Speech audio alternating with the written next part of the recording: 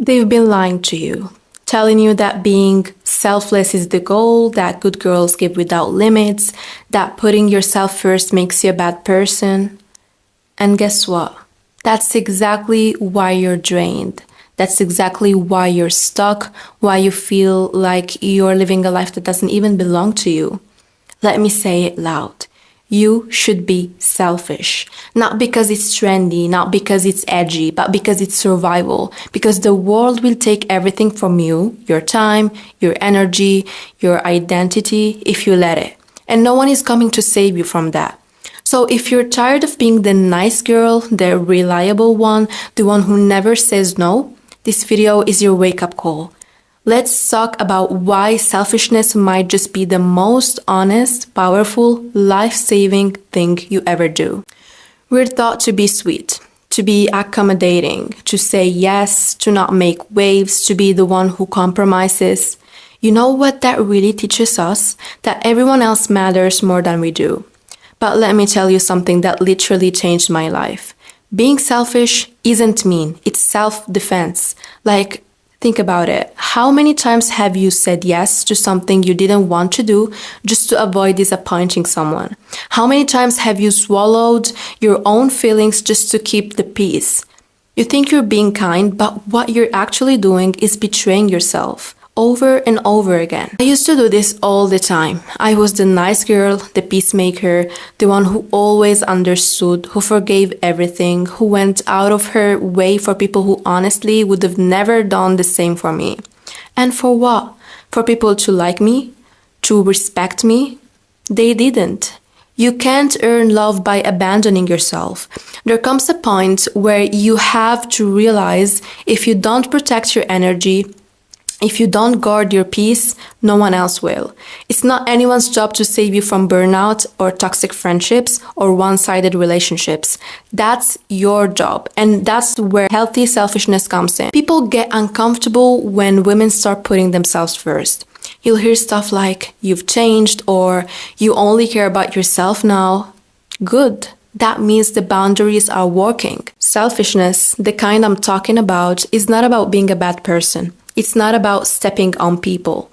It's about choosing yourself in a world that constantly profits off your self-neglect. And here's the truth. You can't pour from an empty cup. You can't show up for your dreams, your goals, your peace if you're constantly drained from trying to keep everyone else happy. Sometimes the most powerful thing you can say is no. No, I'm not doing that. No, I don't feel comfortable. No, I don't have the energy for this right now. You're not mean for saying no. You're not selfish. Start choosing you, not out of spite, but out of self-respect. All right, I need you to sit with me for a second because we need to talk about something that no one warns you about. The good girl myth. You know exactly what I'm talking about. That voice in your head that tells you to be nice, to be polite, to not speak too loud, to not want too much, to not take up too much space. It starts young. We get praised when we're quiet, when we follow the rules, when we say yes, when we smile, even when we don't feel like smiling. They call us mature when we suppress our emotions. They say we're well behaved when we let things go. We get rewarded for being agreeable, not for being honest. And we carry that conditioning into adulthood without even realizing it.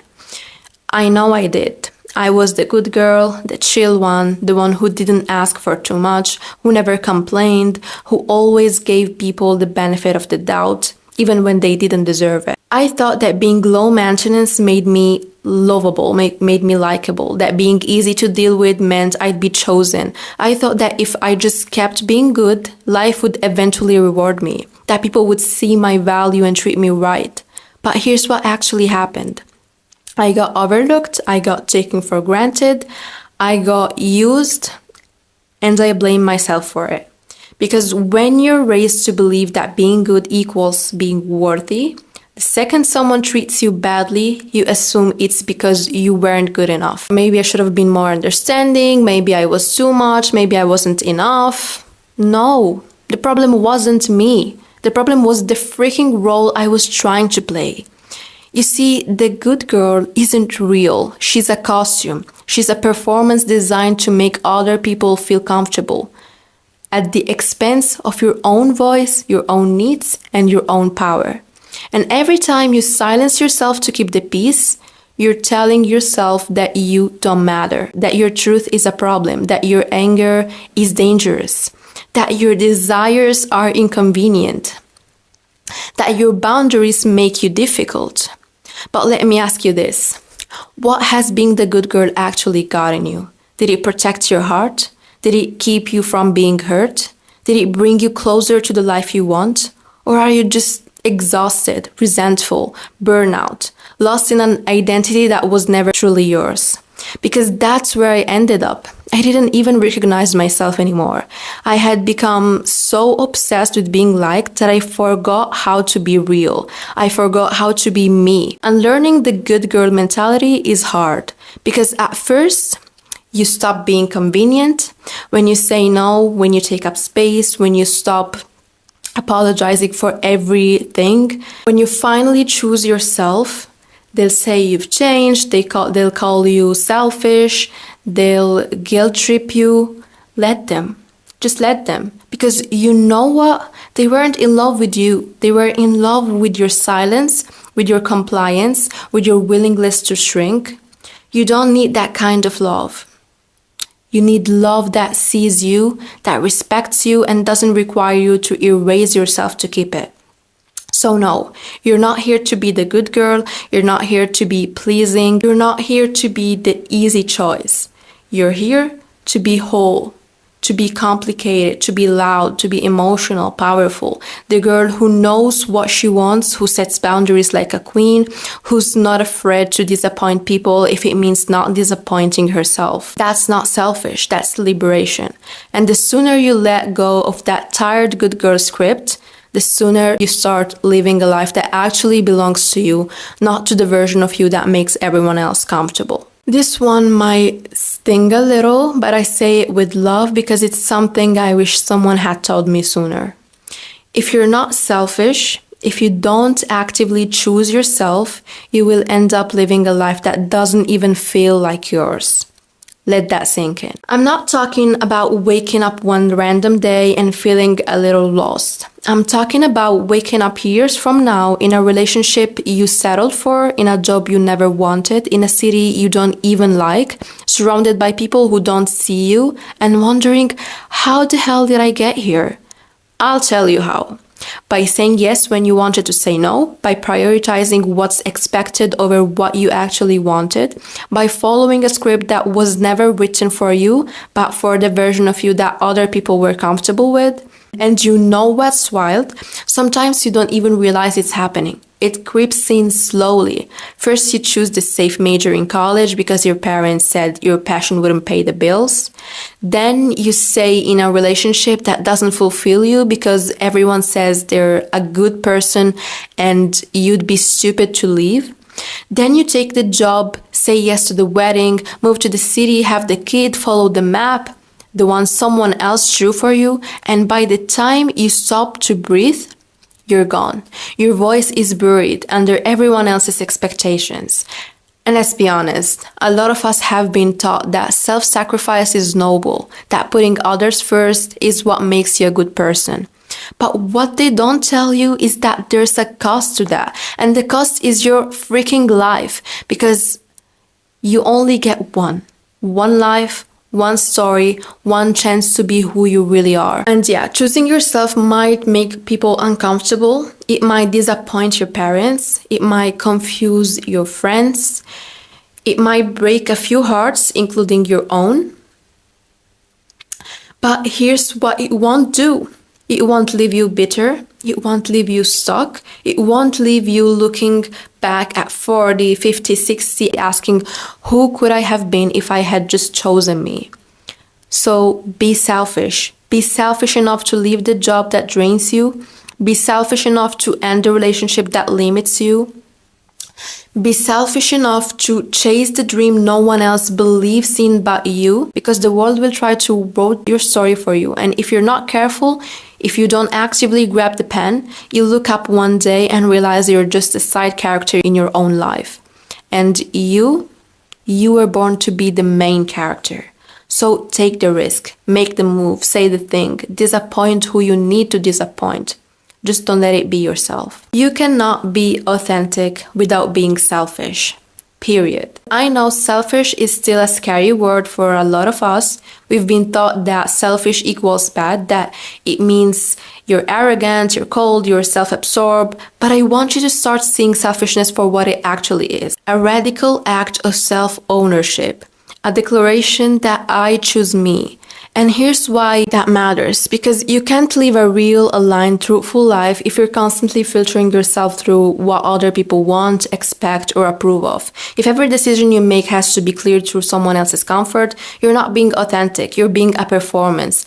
And that's exhausting. I've done it. I've said yes when I meant no. I've laughed at jokes that made me cringe. I've played cool when I was actually hurt or disappointed, just to not seem too much. But every time I did that, even if I convinced the world I was fine, I knew I was faking it. And faking it eats away at you. It chips at your confidence. It builds resentment. And worst of all, it disconnects you from your intuition, from your actual voice, from what you really feel, really want, and really believe. Being selfish isn't about ignoring people. It's about not ignoring yourself, because people will try to define you. They'll tell you how you should be, what's appropriate, what's attractive, what's acceptable, what's too much. And if you're not anchored in yourself, if you don't have that selfish core that says, no, this is who I am and I'm not going to shrink to be digestible, then you will morph into whatever version of yourself they prefer. And that version will never feel like home. Real authenticity, the kind that gives you peace at night and confidence in your skin, requires boundaries. It requires clarity. And yes, it requires selfishness. It requires you to say, I don't care if you don't like it. This is what I believe.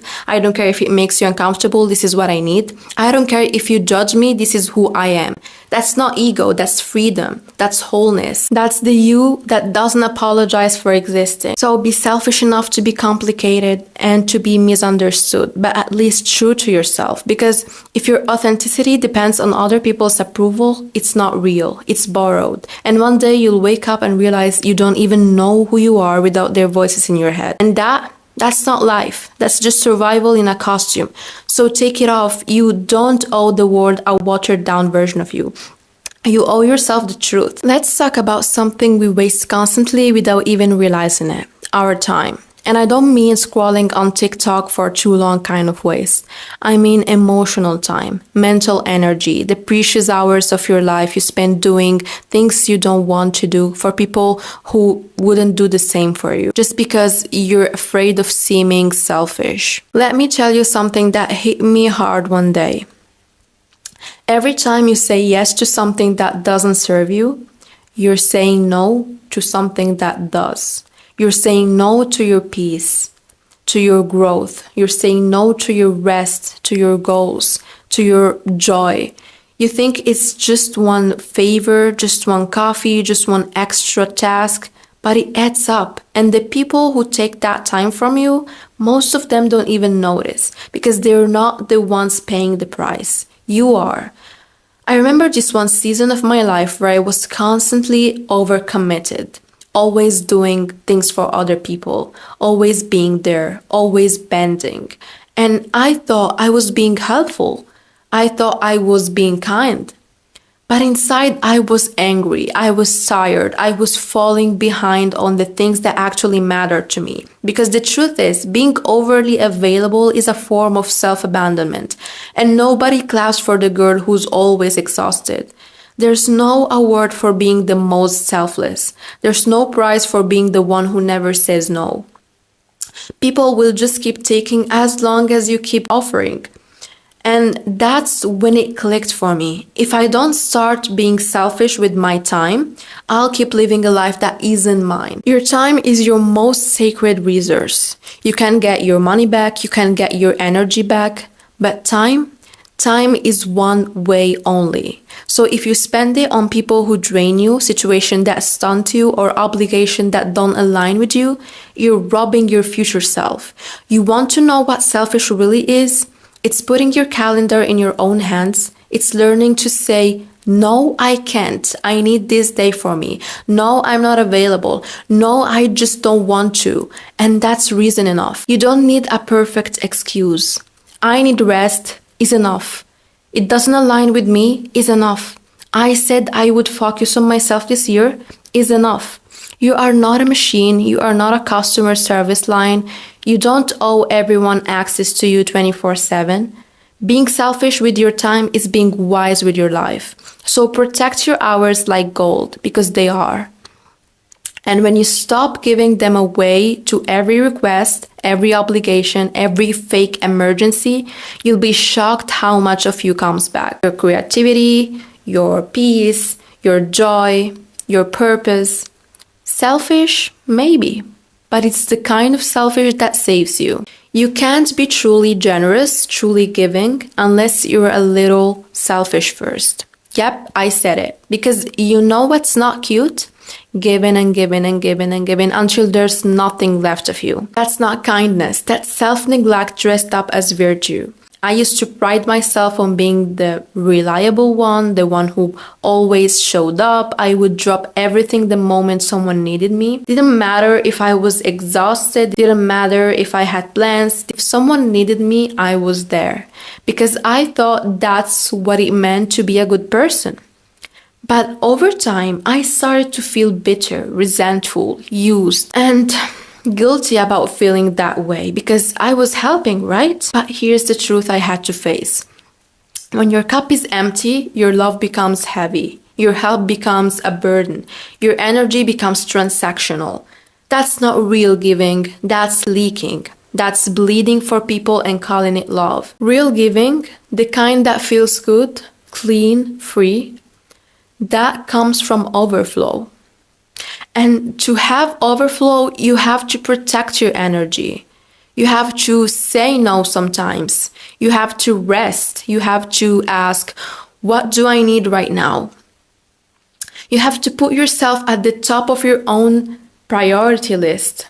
And yeah, that looks selfish to people who are used to you draining yourself for them. But that's not your problem. Because I promise you, the more you take care of yourself, the more you set boundaries, the more you check in with yourself, the more powerful your presence becomes when you do show up for others. You're calm, you're focused, you're not resentful, you're not scattered, you're not low-key dying inside while pretending to be okay. Altruism without egoism is unsustainable. It turns you into a martyr, and you weren't born to die for people. Emotionally, mentally, or spiritually. You were born to live and love from a place of truth.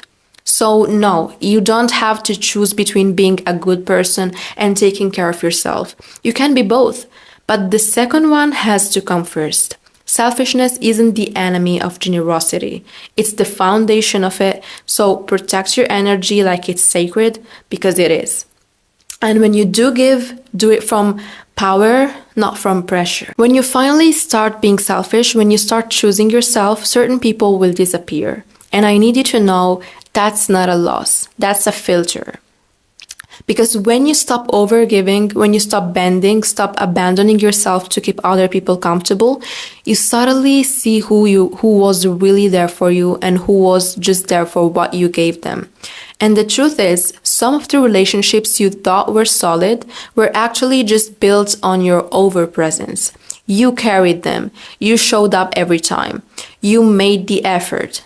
You started the conversation. You planned the meetup. You held the emotional weight. And once you stop doing that, the dynamic shifts, and not everyone knows how to handle that. Now, here's the important part. Not all of those relationships will disappear. Some of them, they'll shift, And that's powerful because sometimes the relationship wasn't toxic because of who the other person was. It was toxic because of the imbalanced roles you both fell into. You were giving too much, they were taking it, maybe without realizing it. You were afraid to say no, they got used to yes. And when you change, the whole relationship has to either evolve or fall apart. Some people will meet you at this new level, they'll adjust, they'll grow with you, they'll respect the boundaries, even if it takes time. And those people, you have to keep them. They're showing you that they love you, not your over-functioning, over-giving, over-available version. But the ones who make you feel guilty for finally choosing yourself, who say you've changed in a bad way, who punish your growth, let those ones go. Because being selfish is like turning the lights on in a dark room. You see who stays because they love you and who stayed because you were easy to lean on, easy to control, easy to drain. So relationships will shift when you stop being a people pleaser. Some will break, some will transform, but you will finally breathe. And that space you clear out, that's not emptiness. That's capacity. That's room for better, deeper, reciprocal love. So stop fearing the fallout. The people who matter will adapt. The people who don't will remove themselves. So yeah, be selfish. Not in the reckless, careless, I don't give a damn kind of way, but in the real healing, I finally see my own worth kind of way. Because if you don't protect your peace, your time, your voice, no one else will. You can't keep living for everyone else and calling it love. You can't keep shrinking and calling it kindness. You owe yourself more than that. And if this hit you even just a little, good. That means you're ready. So here's what I want you to do. Pause, check in with yourself, ask, where have I been abandoning myself just to be accepted? Then take one selfish step today. Say no to something. Speak up. Protect your time. Choose you even if it's uncomfortable. And if this video gave you permission to do that, share it with someone who needs it too. Drop a comment and tell me what's one way you're choosing yourself this week. Because this isn't just a conversation, it's a movement. And I promise you, it starts with one choice. Your choice. This is all for today. I hope you enjoyed this video. See you in the next one. Bye.